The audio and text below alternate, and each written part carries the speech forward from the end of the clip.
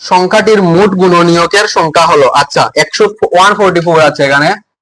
তো তার বলছে মোট যে গুণনীয়ক আছে তার কয়টি গুণনীয়ক আছে, মানে আগে কোন কোন সংখ্যা দ্বারা ভাগ করা যায় এটা বার করার জন্য বলছে।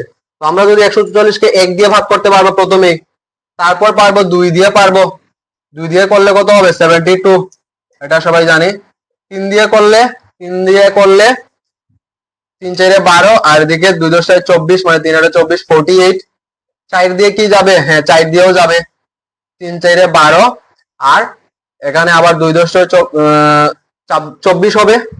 তো 4 দিয়ে 24কে ভাগ করলে 4 6 24। তারপর 5 দিয়ে কি যাবে, 5 দিয়ে কিন্তু যাবে না। 6 দিয়ে, 3 দিয়ে গেছে 2 দিয়ে গেছে, মানে 6 দিয়েও ভাগ যাবে। 6 দুগুণে 12, আর 3 6 3 8 24, তাহলে 28, সরি 24 যাবে 6, 4 6 24, হ্যাঁ 24।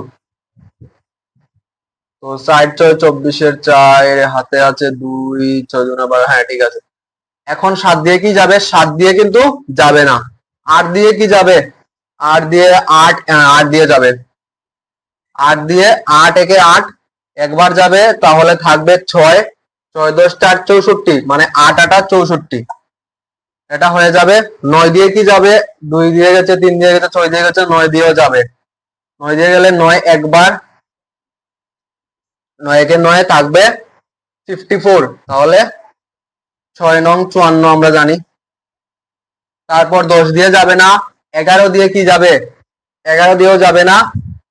11 ইন্টু 11 হয়ে গেলে 121, যাবে না। তো 12 দিয়ে কি যাবে, 12 দিয়ে 12, হ্যাঁ এটা জানি আমরা, 12 গুণ 12, এটা হয়ে যায় 144। এখন দেখো দুইটা কিন্তু সেম সেম চলে এসেছে। যখন সেম সেম চলে আসবে তখন কিন্তু তোমরা আর নেক্সটে যেতে হবে না, মানে আমাদের আনসার চলে এসেছে। এখন আমরা কাউন্ট করলেই আনসারটা পেয়ে যাব। 1 2 3 4 5 6 7 8, এটা দুইটাই কিন্তু একটা দেবো। 9 10 11 12 13 14 15, মানে 144 এর কয়টা গুণনীয়ক পেয়ে গেছি আমরা, 15টি। তো 15 আছে বি নাম্বার অপশনে, বি নাম্বার অপশন হয়ে যাবে সঠিক উত্তর।